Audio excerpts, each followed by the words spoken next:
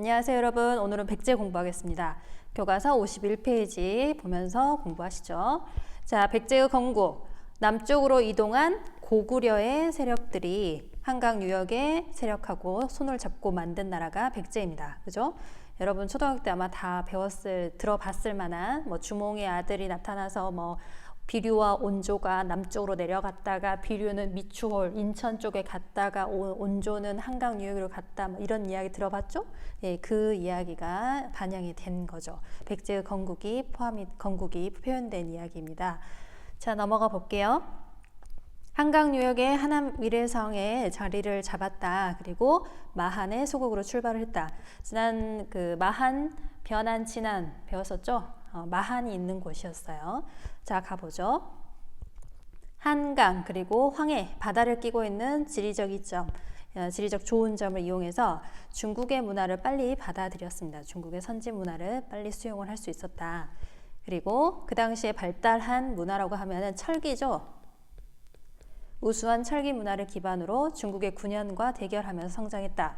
군현이라는 것은 이미 배웠습니다. 고조선이 멸망한 이후에 한 나라가 고조선 땅에 설치해 두었던 게 바로 군현이었죠. 자, 넘어가 보겠습니다. 2번 체제 정비와 전성기. 우리가 삼국이라고 하면 흔히 고구려, 백제, 신라라고 하는데 그 중에 가장 먼저 전성기 잘 나갔던 나라는 바로 백제입니다. 자, 백제가 제일 잘 나갈 수 있었던 것은 아까 이야기한 것처럼 지리적으로 좋은 점, 중국의 선진 문물을 빨리 받아들이고 이걸 바탕으로 빨리 성장을 할 수 있었다는 거죠. 그때 이 나라를 이끌어갔던 백제의 왕, 3번에 쓸게요. 고이왕.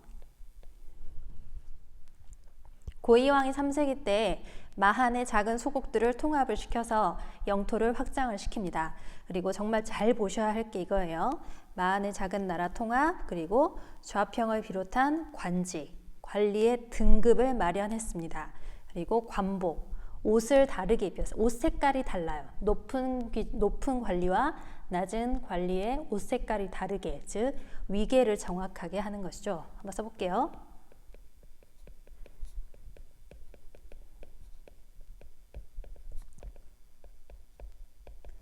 관리의 위계 질서를 확립하는 것이죠. 왕이 제일 높고 그 아래에 관리들이 순서대로 쫙 배열이 되는 위계를 잡아가는 모습을 보입니다. 자, 4세기는 정말 중요합니다. 4세기가 우리가 아주 잘 나가요. 백제의 최전성기인 바로 4세기를 말합니다. 여기에 반드시 들어가고 꼭 여러분이 외워야 하는 왕이 바로 누구냐? 근초고왕이에요. 근초고왕 정말 중요한 별표 해주세요.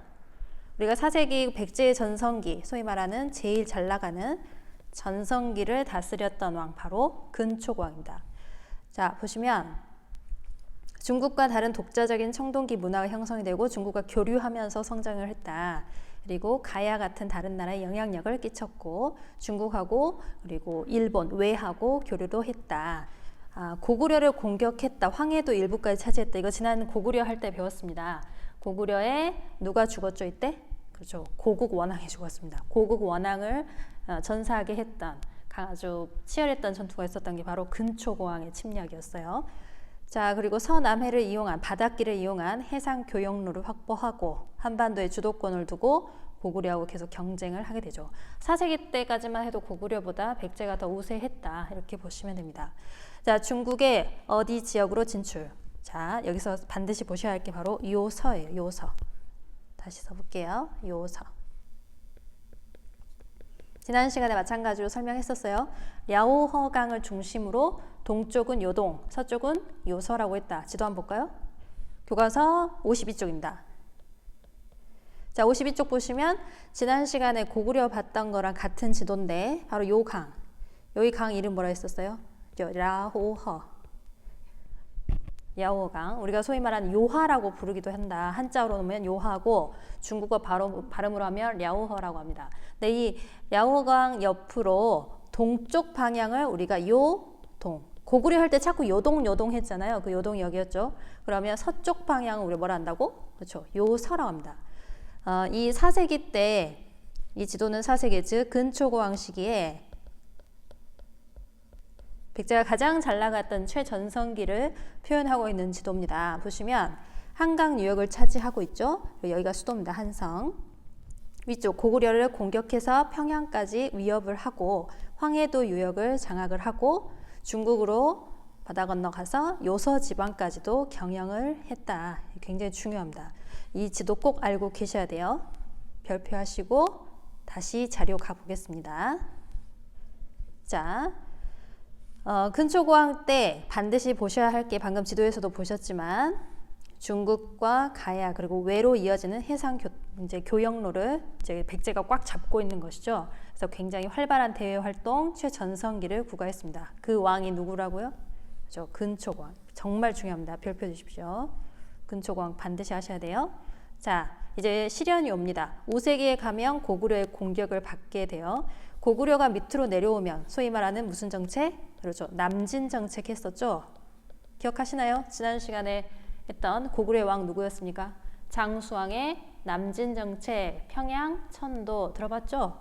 자, 그러면 고구려가 밑에서 밀고 내려오면 밑에 있는 위에서 밀고 내려오면 밑에 있는 두 나라는 당연히 손을 잡아야 되는 거죠.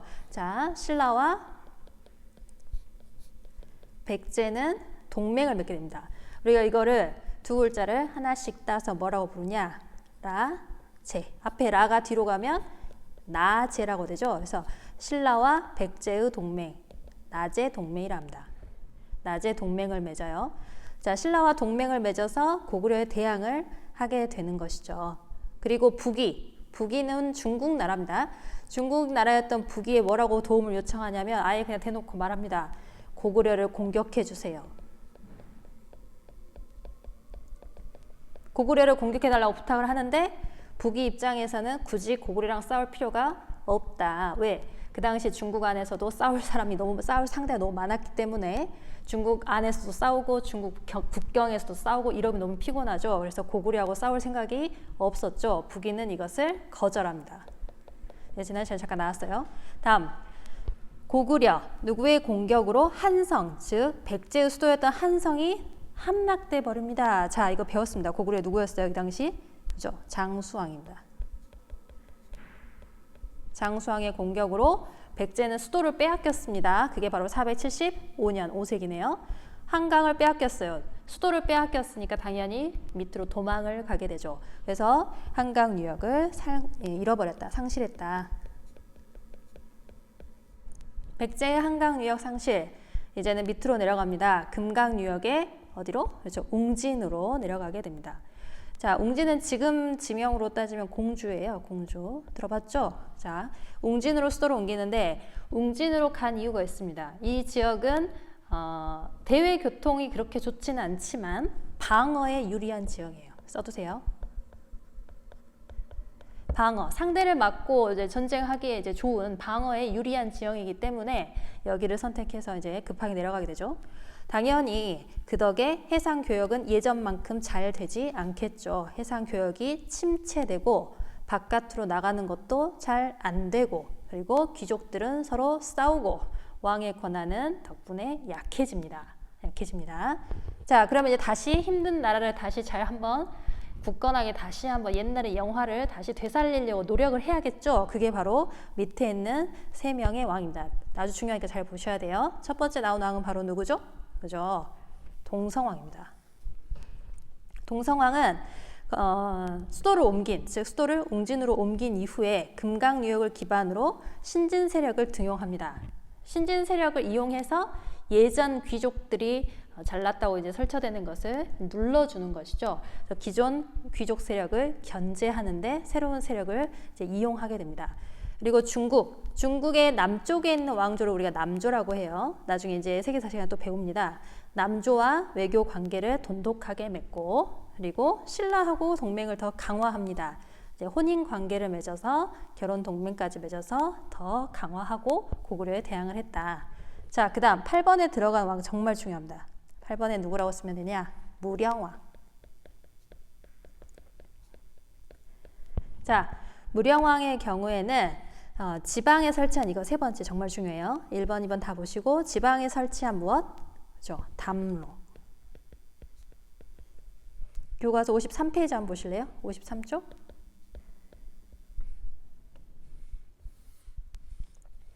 여기 보시면 백제 부흥을 위한 노력에서 무령왕에 대한 이야기가 나와 있습니다. 자, 여기 보면 담노라는 단어 보이시죠? 담노 별표해 볼까요? 담노.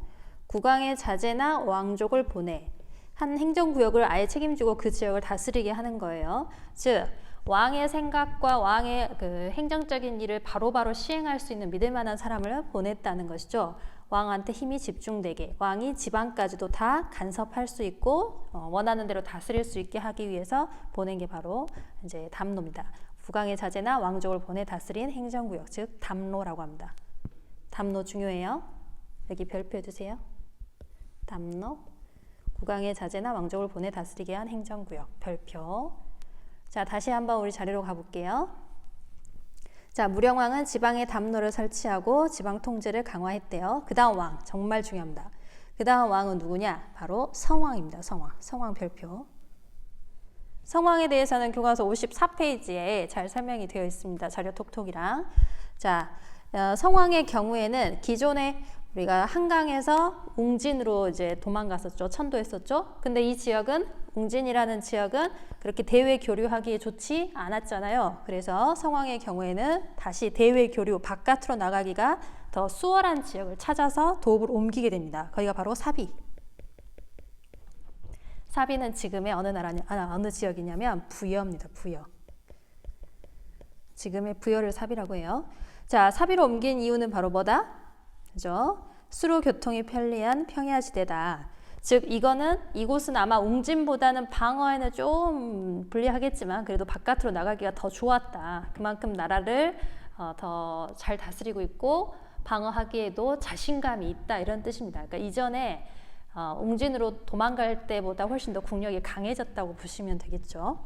자, 우리 11번도 아주 중요합니다. 11번. 여기에 쓸 나라는 바로 부여입니다. 부여. 갑자기 웬 부여? 자, 우리가 부여가 나온 이유가 있죠.